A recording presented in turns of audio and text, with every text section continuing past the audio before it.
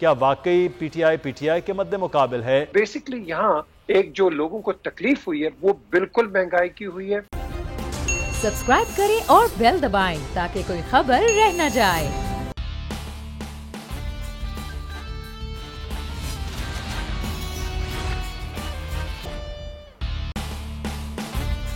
السلام علیکم، the special report with Mudassar Iqbal کے ساتھ حاضر خدمت ہے۔ ناظرین، جنرل الیکشن سے پہلے بلدیاتی الیکشن ہمیشہ سے ایک پورا مومنٹم کریٹ کرتے ہیں کہ ووٹرز کیا سوچ رہے ہیں، جماعتیں کس طرح سے اپنی پرفارمنس دے رہی ہیں، کس طرح سے اپنا پارٹی کو ورک کر رہی ہیں، یہ تمام تر چیزیں بلدیاتی الیکشن میں وہ نظر آ رہی ہوتی ہیں یا پھر ضمنی الیکشن میں۔ تو اس وقت جو بلدیاتی الیکشن جہاں پر پاکستان تحریک انصاف کی حکومت پچھلے 8 سال سے ہے، یعنی کہ خیبر پختونخوا اور خیبر پختونخوا کے بھی خاص طور پر وہ اضلاع اور ڈویژن جہاں پر پاکستان تحریک انصاف پہلے ہی سب سے زیادہ مضبوط تھی، اس کے پاس سب سے زیادہ ایم این ایز اور ایم پی ایز ہیں، وہاں پر جو بلدیاتی الیکشن کی صورتحال رہی ہے وہ حکومتی جماعت کے لیے کافی مایوس کن رہی ہے کہ وہاں جے یو آئی ایف اے کامیاب ہو گئی ہے، عوامی نیشنل پارٹی نے کامیابی حاصل کر لی ہے، اور حیران کن طور پر ایک میئر بھی پاکستان تحریک انصاف کا نہیں ہو پایا۔ تحصیل کونسل کے چند چیئرمینز جو ہیں وہ انہوں نے کامیابی حاصل کر لی ہے۔ جو دوسرا مرحلہ ہے اس میں تو ویسے بھی مانسہرہ کو، ایبٹ آباد کو، سوات کو پاکستان مسلم نون کا پہلے بھی گڑھ مانا جاتا ہے، اور یہاں پر ووٹ بینک کے حوالے سے بھی کہا جاتا ہے کہ یہ پاکستان مسلم نون کی اسٹرانگ بیلٹ ہے، لیکن ساتھ ہی ساتھ باقی جماعتیں بھی کیونکہ پی ڈی ایم میں ان کے ساتھ ہیں تو کیا طریقہ کار ہو سکتا ہے۔ پھر عوامی نیشنل پارٹی نے جس طرح سے کم بیک کیا ہے اس کے لیے بھی سرپرائز پاکستان تحریک انصاف کے لیے وہ بھی ہے۔ تو پھر اب جہاں 8 سال کی حکومت ہے وہاں پر اب پریشان بیٹھے ہوئے ہیں MPAs, MNAs, وزراء اور سب سے بڑھ کر وزیر اعظم عمران خان بھی۔ تو کیا بلدیاتی الیکشن اس کے بعد جب پنجاب میں ہوں گے تو یہاں تو صورتحال خاصی پھر مختلف ہو سکتی ہے پاکستان تحریک انصاف کی حکومت کے لیے۔ ایک بڑا چیلنج جو حکومتیں بھاگتی ہیں کہ بلدیاتی الیکشن نہ کروایا جائے اگر پرفارمنس کے اوپر سوال اٹھ رہے ہیں، تو یہاں ایک اور چیز بڑی اہم ہے اور وہ ہے کہ وزیر اعظم اور وزراء کے بیانات کے تضاد۔ وزیر اعظم کہتے ہیں کہ ٹکٹوں کی تقسیم جو ہے وہ ٹھیک سے نہیں ہوئی ہے اور اب وہ اگلے مرحلے کو خود مانیٹر کریں گے۔ وفاقی اور صوبائی وزراء کہتے ہیں کہ بڑھتی ہوئی مہنگائی بہرحال وہ ایک بڑی وجہ ہے کہ الیکشن میں شکست ہوئی ہے۔ تو خود وزراء اور وزیر اعظم کے بیانات اور معاملات اور سوچ جو ہے وہ خاصی مختلف ہے، تو کس طرح سے نیچے جو لوگوں کے لیے وہ آسانی ہو سکتی ہے۔ پھر خود پاکستان تحریک انصاف کے جو ایم این ایز ہیں وہ یہ کہہ رہے ہیں کہ کوئی ٹکٹ لینے کو تیار نہیں تھا۔ حالیہ گزشتہ روز بھی ایک پروگرام کے دوران نور عالم خان صاحب نے یہ بات کی کہ بڑی مشکل سے ولیج کونسل کے اندر لوگوں کو ٹکٹس دیے گئے، اور جس کے بعد پھر جو ریزلٹس تھے وہ ریزلٹ آپ کے سامنے۔ ہم بات کریں گے کیا وجہ ہے کہ 8 سال کی حکومت کے بعد نتائج بلدیاتی الیکشن میں یہ ہیں، کیا واقعی پی ٹی آئی کے مد مقابل ہے، یا جو مہنگائی کا ایک سونامی ہے جس میں ایک عام آدمی جو ہے وہ ووٹ کرتا ہے اس کا یہ ریبٹل ہے، اس کا یہ رد عمل ہے۔ پی جے میر صاحب ہمارے ساتھ موجود ہیں، سینئر صحافی، تجزیہ کار۔ بہت شکریہ پی جے میر صاحب آپ کے وقت کا۔ سید امیر عباس ہمارے ساتھ موجود ہیں، سینئر اینکر پرسن اور تجزیہ کار۔ امیر عباس صاحب آپ کا بھی بہت شکریہ۔ پی جے میر صاحب آغاز آپ سے کرتے ہیں۔ سر، یہ خیبر پختونخوا گڑھ سمجھا جاتا ہے، MPAs, MNAs کی بھرمار ہے، سنگل ہینڈلی انہوں نے 2018 کا الیکشن جیت لیا کے پی کے سے، لیکن جیسے ہی بلدیات کا یہ معاملہ ہوا ہے تو یہ خاصے مایوس کن قسم کے نتائج ہیں جو خود عمران خان صاحب کے لیے بھی، وہاں کے وزیر اعلیٰ کے لیے بھی وہ شاکنگ ہیں۔ تو کیا وجوہات آپ کو لگ رہی ہیں سر اس میں؟ دیکھیں، پارٹیز کوئی بھی آتی ہیں وہ میکرو لیول پہ بات کرتے ہیں اور سوچتے ہیں۔ مائکرو لیول پہ ابھی آپ نے ایک اپنا بتایا کہ بھئی مہنگائی ہے۔ مائکرو لیول پہ لوگوں کو کوئی انٹرسٹ نہیں، جو مرضی وزیر اعظم بن جائے، جو مرضی چیف منسٹر، ان کو چاہیے اپنے سروائیول کے لیے اس وقت پورے پاکستان میں ایک آپ کہہ لو ایک مصیبت آئی ہوئی ہے مہنگائی کی۔ مہنگائی دنیا میں بھی ہے، پاکستان میں بھی ہے، لیکن ہم نے اس کو یہاں پاکستان میں بیٹھ کے مینیج کیوں نہیں کیا؟ لوکل باڈیز الیکشن جو ہوتے ہیں یہ شاید لوگ نہیں جانتے، لیکن آپ کا جو ایم پی اے، ایم این اے، سینیٹر بنتا ہے ایونچولی یہ تھرو دس کالج بنتا ہے۔ یہ بیسک ڈیموکریسیز اگر آپ کو یاد ہو جنرل ایوب خان نے شروع کی تھی، اور یہی بیسک ڈیموکریسیز جو ہوتی ہیں یہ آپ کو اوپر لے کے جاتی ہیں۔ دنیا میں تو ہوتا ہے، یہاں I don't know, but the question is کہ یہاں یہ کیوں فیلئر ہوا؟ یہ ٹکٹ غلط آدمیوں کی بات نہیں ہے، ٹکٹ اس لیے آپ نے آپ جس مرضی کو دے دیتے, ووٹ تو عمران خان کو پڑنا ہے, عمران از دا باس, ہی از دا لیڈر, تو ووٹ عمران کو پڑنا ہے. جس طرح نواز شریف کو پڑتا ہے شہباز کو نہیں پڑے گا, جس طرح بھٹو کو پڑے گا کسی اور کو نہیں پڑے گا. تو بیسکلی یہاں ایک جو لوگوں کو تکلیف ہوئی ہے وہ بالکل مہنگائی کی ہوئی ہے, اور مہنگائی کے لیے ساتھ ساتھ میں کہوں گا ان کو ایک وارننگ بھی مل گئی ہے پی ٹی آئی کو جو انکمبنٹ گورنمنٹ ہے کہ دیکھو آگے جنرل الیکشنز آ رہے ہیں, اس کا ریپرکشن آپ پہ لمبا پڑے گا. So you have to get your act right, you have to get the right people. جس طرح عمران کہہ رہے ہیں کہ ٹکٹس کا یا لوگوں کا انتخاب صحیح نہیں ہوا تو پھر آپ ان لوگوں کو لگائیں جو کہ صحیح کریں. بات تو یہاں آتی ہے, کیونکہ آگے آپ نے دیکھنا جنرل الیکشنز, آپ نے 8 سال کا کہا, 8 سال کا اگر کیا اتنا اچھا ہوتا, جو کہ کئی کیا ہے انہوں نے, کئی یہ نہیں کہ نہیں کیا, کئی کیا ہے, لیکن اگر بہت اچھا ہوتا تو یہ رزلٹ آپ کے سامنے نہ آتا. کہاں کہ ایک میئر بھی آپ کا الیکٹ نہیں ہوا. یہ کیوں؟ یہ بہت بڑا ایک میں سمجھتا ہوں ایک ان کے لیے ایک المیہ ہوگا. حالانکہ آپ دیکھو جس کی پکی سیٹ ہوتی ہے, ابھی آپ نے کہا پی ایم ایل این کی بڑی پکی سیٹ ہوتا ہے, بالکل ہے. یا 133 کے اندر جو انہوں نے الیکشن ہوا اس کے اندر جو مرضی کر لیتے, حالانکہ پی پی پی نے بڑا پیسہ لگایا, کم از کم 15 کروڑ. اب وہ لگا کے فرام 700 ووٹس جو کہ گڑی شاہوں میں ان کو لاسٹ پڑے تھے پچھلے الیکشنز میں, آج آپ کو 33,000 ووٹ پڑا ہے. So Peoples Party is rectifying its position which in effect یہ اگر نہیں کریں گے تو آگے ان کو بہت بڑی مصیبت پڑے گی. مہنگائی کو آپ نے روکنا ہے, مہنگائی کو آپ نے اپنے اکنامک مینیجرز کو اب الرٹ کرنا ہے. Market control, market regulation, consumer protection, یہ جب تک آپ نہیں کرو گے, کیونکہ ایک عام آدمی کو مدثر یہ نہیں ہے کہ کون ہے کیا, یار اس نے اپنا گھر چلانا ہے, اس کا چولہا نہیں چل رہا, ہم نے تو اس کو اس طریقے سے دیکھنا ہے. اور یہ نہیں کہ جو گورنمنٹ کے سپورٹر ہیں, ہم نے دیکھنا ہے اپوزیشن والوں کے لیے بھی, بیکاز ہم یہ نیشنل انٹرسٹ میں کام کر رہے ہیں. اٹ ڈزنٹ مین کہ پی ٹی آئی یا پی ایم ایل این یا جو مرضی they will work for their own party. یہ آپ نے دیکھنا ہے اوور آل جو بھی گورنمنٹ آئے کہ یہ کس طرح اپنے آپ کو ڈیلیورنس موڈ میں لے کے آتی ہے. بالکل. یہ اب اور خاص طور پر جو اب معاملہ ہے کہ وہ جو آپ باس والی بات کریں, اس باس والے معاملے کے اوپر بھی ووٹ پھر اس کا مطلب ہے وہ رد عمل میں نہیں ہوا ہے. امیر عباس صاحب, عمران خان صاحب کو ووٹ اس وقت مل رہے تھے, پاکستان تحریک انصاف کے بہت سے امیدوار وہ لوگ بھاگ بھاگ کے ٹکٹس لے رہے تھے, مختلف جماعتوں چھوڑ کے وہ پی ٹی آئی میں آئے 2018 کے الیکشن میں, اور وہاں سے ہر بندہ جیتتا ہوا نظر آ رہا تھا. اور ایک ان اضلاع میں, ان ڈویژنز میں بھی پاکستان تحریک انصاف جیتی جہاں سے ہمیشہ جے یو آئی ایف جیتی. اور اب واپس یہ صورتحال ہوئی کہ سب سے بڑا شہر پشاور, جس میں 2013 سے لے کے 18 تک کی بہترین الیکشن پرفارمنس تھی, وہاں بلدیاتی الیکشن میں تو صورتحال بالکل مختلف ہو گئی. تو کیا صرف مہنگائی ایک وجہ ہے کہ جس کو کنٹرول نہ کرنے سے یہ صورتحال ہوئی ہے کہ وزراء صوبائی ہوں, وفاقی ہوں, ایم این ایز ہوں, ایم پیز ہوں, ان کے اپنے بھائی, کزن, بھتیجے, چچا وہ بھی ہار گئے؟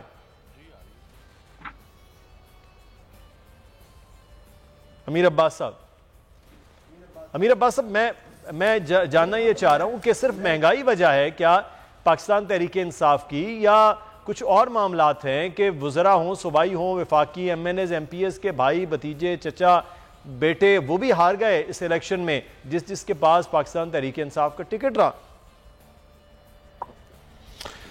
بہت شکریہ مدثر. میرا نہیں خیال کہ مہنگائی صرف ایک ہی وجہ ہے. ہاں, مہنگائی بہت ساری وجوہات میں سے ایک وجہ ضرور ہے. جب ہم صرف مہنگائی کے کھاتے میں عمران خان صاحب کی ساری ناکامیاں ڈال دیتے ہیں, اس کا نقصان یہ ہوتا ہے کہ ہم عمران خان صاحب کی اصل جو خامیاں ہیں, اصل کوتاہیاں جو ہیں ان کی, یا ان کے طرز حکمرانی کی, یا جو ان کا اصل قصور ہے, ہم اس سے صرف نظر کرتے ہیں. اور میرا خیال ہے یہ جو ہے تاریخ کے ساتھ بہت ناانصافی ہوگی. ہمیں بتانا پڑے گا لوگوں کو کہ اصل میں عمران خان صاحب سے لوگ مایوس ہو رہے ہیں, لوگ فرسٹریٹ ہو رہے ہیں, لوگ ڈس اپوائنٹ ہو رہے ہیں. آپ عمران خان صاحب کے جو ان کے مخالفین تھے وہ تو آج بھی مخالف ہیں, اور وہ اب اور شدت سے مخالفت کر رہے ہیں, لیکن ان کے اپنے جو حامی تھے, ان کے سپورٹرز تھے, ان کے فالوورز تھے, ان کے سمپتھائزرز تھے, ان کے ہمدرد تھے, وہ آہستہ آہستہ جس طرح خزاں کے پتے جھڑتے ہیں اس طرح ان کی محبت خان صاحب سے جھڑ رہی ہے. اور اس کی وجہ یہ ہے کہ عمران خان صاحب کی گورننس کے ایشوز ہیں, ان کے اصولوں پر, یعنی وہ بہت پیٹی کمپرومائزز کر رہے ہیں اپنے اقتدار کو بچانے کے لیے.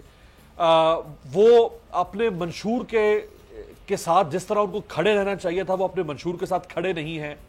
انہوں نے جو وعدے دکھائے تھے کیے تھے یا جو خواب دکھائے تھے وہ اس کو پورا نہیں کر پا رہے ہیں. انہوں نے خود کو جو پورٹرے کیا ہوا تھا مدثر 2018 سے پہلے، وہ ایک غیر روایتی حکمران کا نقشہ پیش کیا تھا ہمارے سامنے. صحیح. انہوں نے یہ کہیں پہ بھی نہیں کہا تھا کہ جب میں اقتدار میں آؤں گا تو میں ایک روایتی حکمران کے طور پر سامنے آؤں گا. لیکن اگر آپ ان کی گورننس دیکھ لیں تو وہ روایتی گورننس ہے. یعنی ان کے بہت سارے ایسے معاملات ہیں جو من و عن نواز شریف کے دور میں ہوا کرتے تھے، جو من و عن آصف زرداری کے دور میں ہوا کرتے تھے، جو من و عن پرویز مشرف کے دور میں ہوا کرتے تھے. اگر وہ سارا کچھ عمران خان نے بھی دہرانا ہے، جو پرویز مشرف کر رہے تھے، جو نواز شریف کر رہے تھے، جو آصف زرداری کر رہے تھے، تو پھر عمران خان کی جو انفرادیت ہے وہ کہاں کھڑی ہوگی؟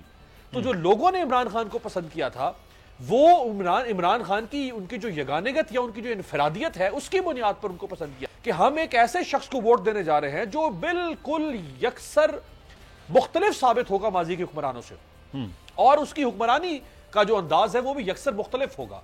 یہاں جب آ کے لوگوں کو مایوسی ہونا شروع ہوئی کہ نہیں بابا یہ تو ہمارے ساتھ ہاتھ ہو رہا ہے، یہ تو فیصل واڈا کو بچانے پر تلے ہوئے ہیں. یعنی آپ اندازہ کریں کہ کہاں عمران خان کے وہ جو ہائی مورل گراؤنڈز جو انہوں نے جو بینچ مارک رکھا تھا انہوں نے حکمرانی کا کہ اس قسم کا حکمران ہوگا، کہاں فیصل واڈا کو بچانے پر تلے ہوئے 3.25 سال سے، اور جس کو بچانے پر تلے ہوئے تھے اس کی سیٹ ہار گئے. یعنی فیصل واڈا کو سے ڈسکوالیفائی ہونے سے بچانے کے لیے فیصل واڈا کو اٹھا کے سینٹ میں رکھا، اس سیٹ پر ضمنی الیکشن ہوا، وہ سیٹ ہار گئے عمران خان.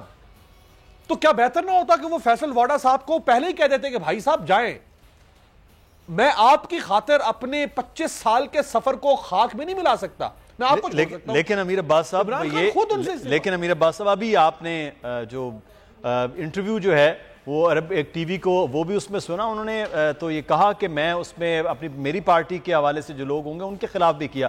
اس کی جہانگیر ترین صاحب اور وہ پوری ایک گینگ، وہ بھی معاملات ہیں. علیم خان صاحب آپ کے سامنے ہیں، سبطین خان صاحب آپ کے سامنے ہیں، بڑے سارے لوگ ہیں جن کے خلاف وہ کیا، اور اس کے بعد عمران خان صاحب ان سے فاصلہ بھی ایک ہو گیا. تو یہ بھی تو ایک ایلیمنٹ ہے کہ عمران خان وہ کر رہے ہیں کہ جو وہ وعدہ کر رہے ہیں. دوسری طرف فیصل واڈا کے ساتھ ہم ان کو بھی تو دیکھ سکتے ہیں. ٹھیک ہے، اب دیکھیں نا، یہ انہوں نے، میں سمجھتا ہوں کہ انہوں نے یہ جو سوال آپ نے اٹھایا نا، یہ جانتے تھے کہ یہ سوال عمران خان کے سامنے اٹھایا جائے گا، تو انہوں نے صرف اس سوال کا جواب دینے کے لیے مجھے لگتا ہے کہ یہ سرسری سے کچھ کاروائیاں کی ہیں. اب علیم خان صاحب کا کیس کہاں ہے؟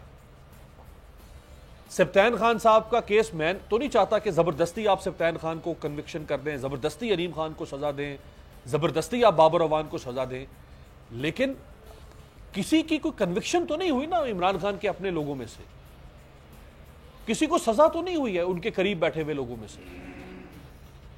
تو ان دی اینڈ تو آپ نے یہ دیکھنا ہے نا، آپ نے یہ تو نہیں بتانا کہ بھی میرے لوگ تھے، ان لوگوں کے اوپر جو ہے وہ کیسز بنے تھے اور ہم نے ان کو کوئی فیور نہیں دی. اچھا، اب جو جہانگیر ترین کا کیس ہے، جہانگیر ترین کدھر ہے؟ وہ تو ابھی بھی باہر بیٹھے ہوئے ہیں، پاکستان سے باہر ہیں. اور وہ شوگر سکینڈل کی رپورٹ، ویٹ سکینڈل کی رپورٹ، اس رپورٹ پہ کیا ہوا؟ یہ کام جو ہے یہ دیکھیں نا، یہ بھی تو روایتی طرز حکمرانی ہے نا مدثر. صحیح. یعنی نواز شریف آصف زرداری کو چور کہتے تھے، ان کے کیسز کھلے رہے. امیر عباس صاحب، آپ جو فرما رہے ہیں کہ وہ ایک روایتی سیاستدان جو ہے، وہ اس روایتی سیاستدان کے طرز حکمرانی بھی ایک بہت بڑی وجہ ہے کہ آج بلدیاتی الیکشن میں وہ رد عمل ہے. تو وہ یہ جو روایتی سیاستدان والا معاملہ ہے، ایک تو پی جے میر صاحب خیبر پختونخوا میں بڑا طریقہ کار مختلف رہا ہے کہ وہاں ایک بار حکومت کو کرتا ہے تو اگر وہ وہی طریقہ کار ہو تو اگلی بار اس کو وہ ووٹ نہیں ہوتا. پاکستان تحریک انصاف کو دوسری بار موقع ملا، وہ آ گئے. لیکن بلدیاتی الیکشن میں وہ جو روایتی سیاست والا عمل ہے وہ آپ سمجھتے ہیں کہ وہ نظر آیا ہے اس کی وجہ سے. لیکن آج بھی وزراء یہ کہہ رہے ہیں کہ ہماری بیڈ گورننس اور خاص طور پر کرپشن کے الزامات ہم پر نہیں ہیں، مہنگائی ضرور ہے جس کی وجہ سے ہم ہارے ہیں، یا پی ٹی آئی کا پی ٹی آئی سے مقابلہ ہے. سر وہ تو کہتے ہی نہیں ہے کہ ہمارا یہ روایتی والا معاملہ ہے. میر صاحب دیکھیں مدثر، آپ ایک چیز کو آبزرو کریں، ہمارا فیلئر کہاں ہے. ہم ہر لیڈر کو کہتے ہیں وہ ناکام ہو گیا ہے، نکما ہے، کام نہیں کرتا ہے. ہمارا جو سسٹم ہے یہ واقعی جو عمران بات کرتا ہے وہ ایک مافیا ہے، یہ مافیسو ہے. آپ کچھ بھی نہیں کر سکتے. آپ ایک کھمبا جو ہے الیکٹرک پول، آپ الیکٹرک پول کو موو کرانے کی کوشش تو کریں، پھر آپ دیکھیں گے کہ آپ کے سامنے رکاوٹیں کتنی ہیں. کراچی، لاہور، اسلام آباد، پنڈی، کئی جگہ دیکھ لو آپ. یہ نہیں کر سکتے, یہ ایک مافیا ہے. اب کوشچن اٹھتا ہے, یہ ہر ڈپارٹمنٹ کے اندر ہے, لکوناز ہیں, پرانے لاز ہیں.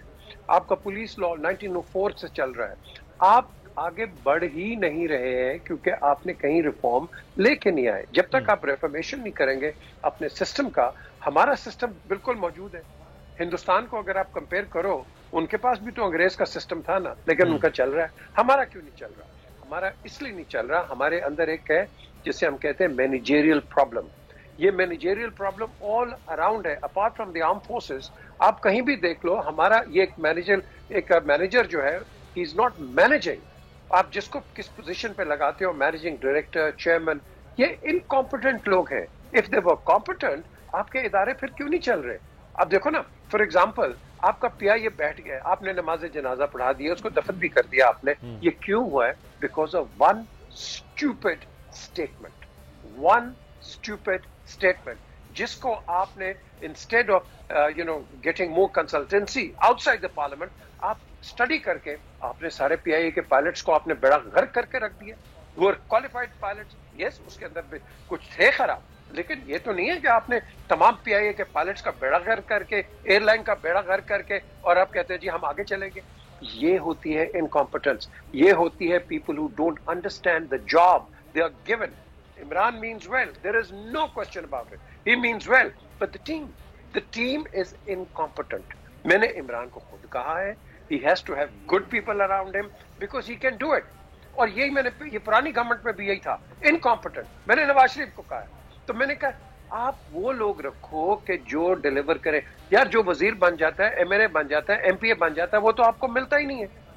یہ آپ یہ پوچھو نا امیر عباس سے, جب یہ ان کو چاہیے ہوتا ہے کوئی چیز تو امیر عباس کو فون چلے جاتے ہیں, اب جی میرے پروگرام میں لے کے آؤ. تو جب الیکٹ ہو جاتے ہیں, امیر عباس فون کرتا ہے, وہ نظر ہی نہیں آتے, فون ہی بند ہوتے ہیں. ہاں جی وہ اس میٹنگ میں, اس میٹنگ میں. یہ جو فیسنگ دا نیشن نہیں آپ کرو گے, جب تک کوئی بھی ہو, گورنمنٹ ہو یا اپوزیشن, فیسنگ دا نیشن نہیں کرو گے تو پھر آپ اسی ڈائلیما میں ہو جاؤ گے. کیوں؟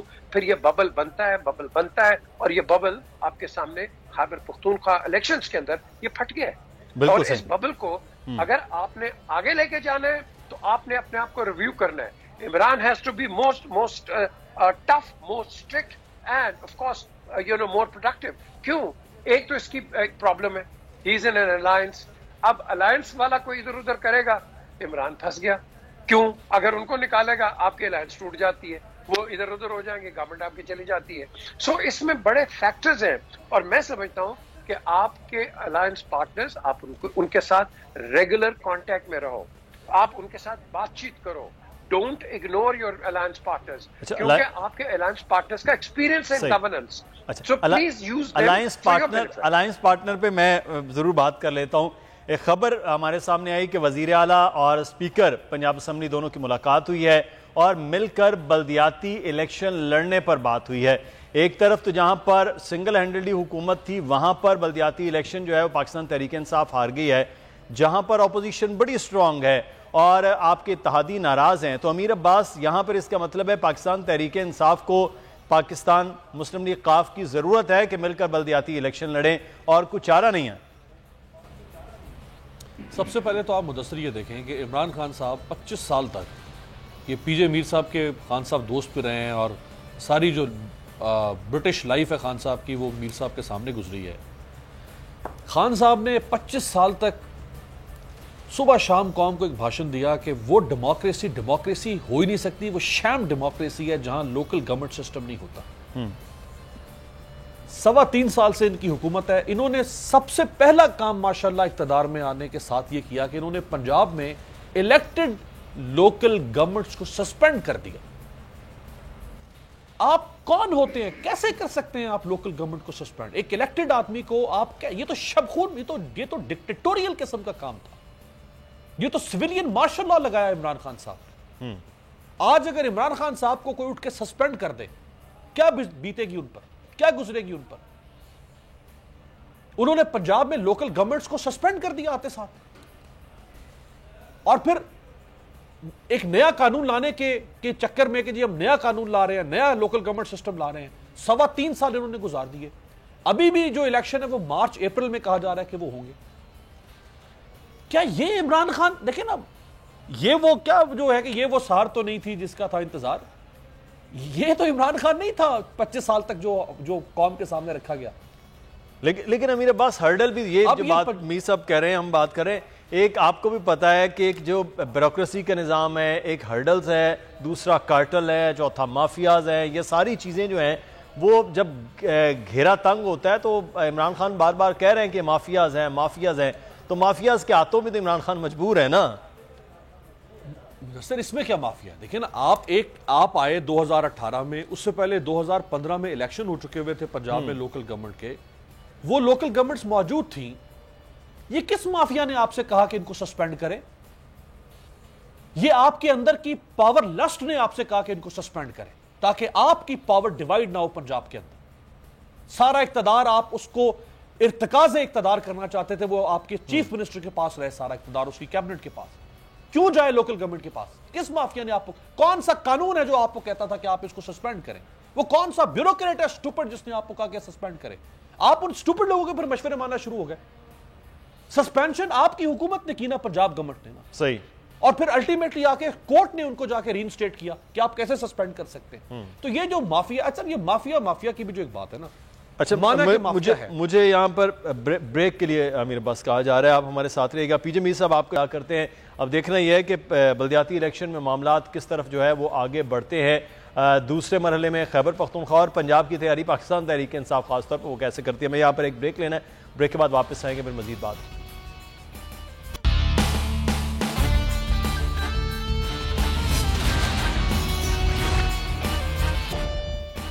بریک کے بعد آپ کو خوش آمدید کہتے ہیں اور ہم کچھ بات کریں گے. اب آئی ایم ایف سے معاملات طے پا گئے ہیں.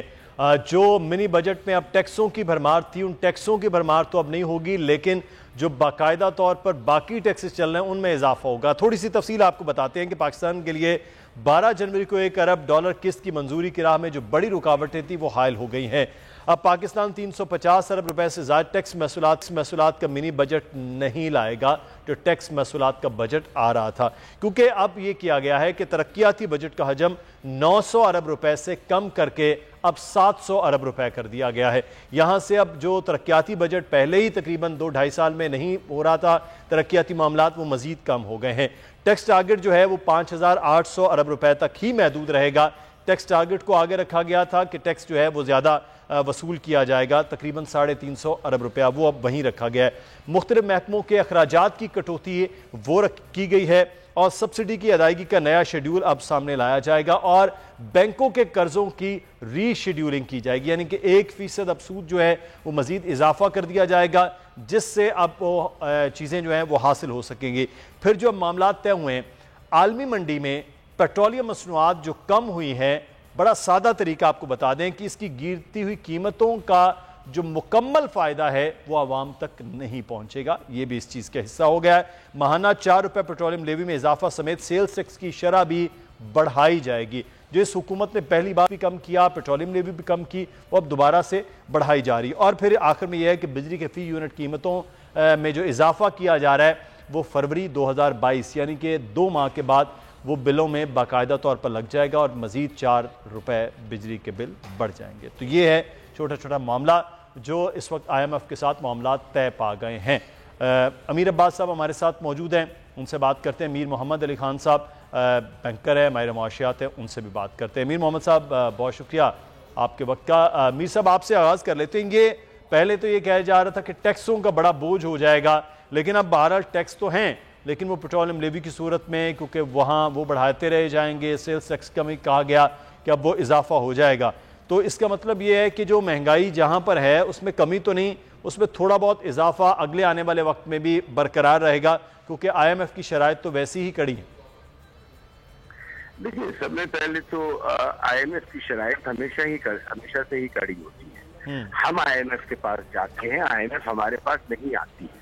یہ سب سے پہلے آپ یاد رکھیں. ہمارے یہاں ایک عجیب سی تھیوری بن گئی ہے پاکستان میں کہ جتنی گالیاں ہیں آئی ایم ایف کو ہم دیتے رہتے ہیں, مگر ہم کبھی یہ نہیں سوچتے کہ ہم نے اپنی اکانومی کی 74 سال میں جو حالت کی ہے کہ ہمیں بار 21 دفعہ پلٹ کے اگر آئی ایم ایف کے پاس جانا پڑ رہا ہے, اینگر ہے وہ اپنے پیسے کو سیکیور کریں گے. بالکل فریم ہی ہمارا ایسا بن گیا. جی وہ ہماری اوپر وہ شرائط لگائیں گے. آپ کسی کو 2 کروڑ روپے دیتے ہیں بینک والے اگر ہم کو, تو وہ 36 چیزوں سے اس کو سیکیور کرتے ہیں. یہ تو ٹیکسز سے سیکیور کر رہے ہیں. دوسری چیز, یہ جو سیلز ٹیکس تو تقریباً میرے خیال میں 0 ہی کیا ہوا ہے پیٹرولیم کے اوپر, تو دیٹ 17%. تو یہ لیوی میں تھوڑا سا انکریز آئے گا, آئل پرائسز نیچے آئیں گے. آپ یہ بھی دیکھیے نا کہ جب اگر لیوی بڑھی ہے تو آئل پرائسز نیچے آئیں گے. جی ہاں, تو اس سے تھوڑی اور نیچے آئیں گی میرے خیال میں. میرے پروفیشنل تجزیے کے مطابق میرے خیال میں کافی اور نیچے آنی چاہیے, 10 سے 15% تو کم از کم. انٹرنیشنل آئل پرائسز کی بات کر رہا ہوں. تو اس کے لحاظ سے یہاں پہ بھی آئل پرائسز جو ہوں گی اس میں بھی کمی آئے گی. 17 سے لے کے 20 دن کے بعد آتی ہے, کیونکہ اس کا ایوریج لے کے ہم خریدتے ہیں.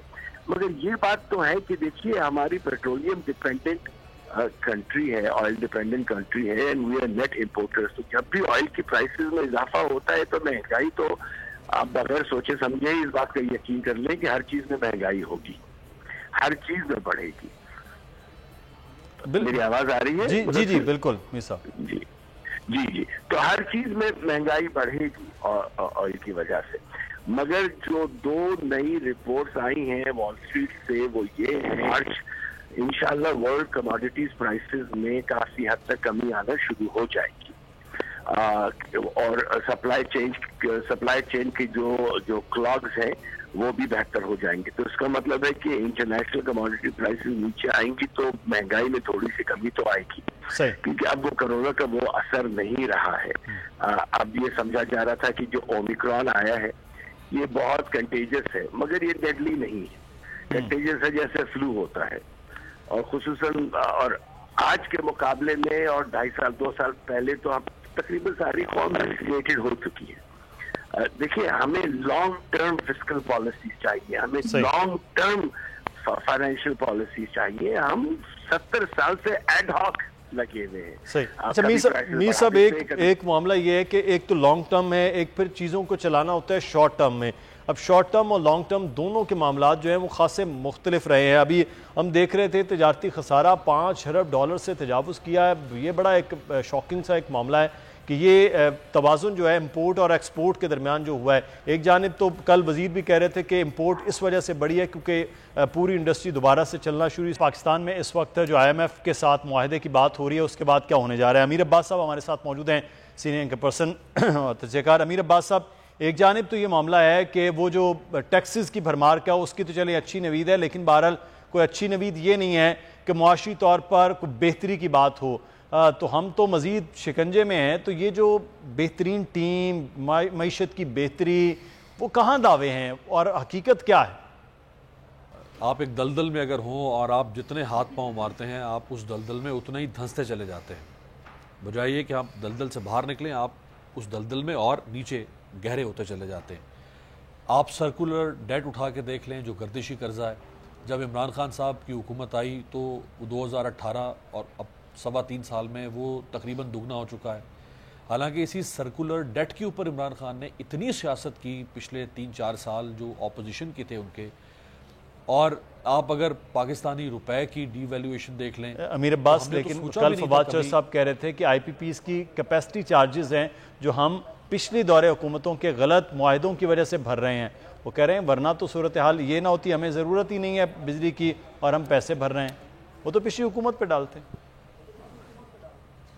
چلیں ٹھیک ہے, تو اب اس کا حل تو کوئی آپ نکالیں گے نا. اس وقت تو گورنمنٹ جو آپ گورنمنٹ ان ویٹنگ نہیں ہیں, آپ گورنمنٹ آف دی ڈے ہیں. آپ 3.25 سال سے یہی سنا رہے ہیں کہ یہ تو کیپیسٹی چارجز ہیں, یہ شاہد خاقان عباسی کی کیے ہوئے معاہدے ہیں, یہ فلانے کے کیے ہوئے معاہدے ہیں, یہ راجہ پرویز اشرف کے معاہدے ہیں. اب 3.25 سال سے آپ کی حکومت ہے, آپ خود ہی بتا دیں کہ آپ کو کتنے سال چاہیے یہ گردشی قرضہ صفر پہ لانے کے. آپ خود بتا دیں, قوم سے آج وعدہ کر لیں, پرائم منسٹر قوم کو کے سامنے آ کے اعلان کرے کہ مجھے 3 سال دے دیں, 4 سال دے دیں, 5 سال دے دیں, اس کے بعد گردشی قرضہ صفر ہوگا. اگر نہیں ہوا تو میں اور میری پارٹی کو آپ ڈسبینڈ کر دیں اس ملک میں. آپ کو کمٹمنٹ تو کریں نا. آپ روپے کی ڈی ویلیویشن دیکھ لیں. ہم نے کبھی تصور بھی نہیں کیا تھا کہ روپیہ اتنا گر جائے گا کہ $177-78 تک پہنچ جائے گا. یعنی 125 26 27 30 کا تو ایک امکانی اندازہ ہو سکتا تھا، لیکن 150 سے اوپر چلے جانا، اب یہ کس کا قصور ہے؟ یہ بھی ڈال دیں آپ کسی اور کے اوپر۔ اچھا اسی طرح سے جی اسی پہ بھی تو امیر عباس یہ بات کریں کہ یہ بھی تو کچھ لوگ ہیں جو ڈالر جو ہے وہ سارے کا سارا، اس کے لیے بھی اب پوری ایک میکانزم بنایا جا رہا ہے۔ مدثر ہر کام کا یار، ہر کام کا کوئی جواز، ہر نانسنس چیز کا کوئی جواز موجود ہے۔ اب اگر آپ جواب دیکھیں نا، ایک بڑا معروف جملہ اسے کہتے ہیں کہ history does not remember excuses, تاریخ کبھی بھی بہانوں اور جوازوں کو یاد نہیں رکھتی ہے۔ تاریخ صرف یہ یاد رکھے گی کہ عمران خان ایک کامیاب حکمران تھے یا ایک ناکام حکمران تھے۔ تاریخ یہ یاد نہیں رکھے گی کہ سرکولر ڈیٹ جو ہے وہ فلانے کی وجہ سے ہو گیا، دھمکانے کی وجہ، یہ نہیں یاد، اور یہ کبھی بھی تاریخ یاد نہیں رکھتی۔ بالکل ہی، تو یہ ایک عالمگیر سچائی ہے۔ ہاں یہی چیز ہے کہ 5 سال جو ہے وہ آپ نے کیا کیا ہے، 5 سال پچھلوں نے کیا کیا، اگر آپ پیچھے ڈالتے جائیں گے تو پھر آپ کے پاس اور جو ہے وہ علاج کوئی نہیں ہے، کیونکہ آپ نے دیکھ لیا بلدیاتی الیکشن میں جس قسم کا ایک قرضے کا جی مدثر ایک اجازت، جی جب یہ حکومت آئی تھی تو آپ کا قرضہ تھا 95 ارب ڈالرز۔ جی ہاں، جب ان کی حکومت کے 3 سال، اب ہم 3.25 سال پہ، آج سے 3-4 ماہ پہلے تک اس حکومت کے دور میں قرضہ ہو گیا 115 ارب ڈالرز۔ اب یہ جو 20 ارب ڈالر بڑے ہیں، یہ کس نے چلیں جاتے جاتے سر میں اس کا بھی جواب حکومت کا جواز دیتا جاتا ہوں میرے باز صاحب۔ حکومت یہ کہتی ہے، کل یہ وزیر اطلاعات کہہ گئے ہیں کہ پچھلے قرضوں کو اتارنے کے لیے یہ قرض جو ہے وہ بڑا ہے، ڈالر کی قیمت بھی بڑی ہے، اور یہ جواز ہے، اور یہ جواز جو ہے وہ دے رہے ہیں جب بھی ان سے یہ سوال کیا جاتا ہے۔ بہت شکریہ سید امیر عباس صاحب، سینئر اینکر پرسن تجزیہ کار ہمارے ساتھ موجود تھے۔ مدثر اقبال کو اجازت دیجیے، اپنا خیال رکھیے گا، اللہ حافظ۔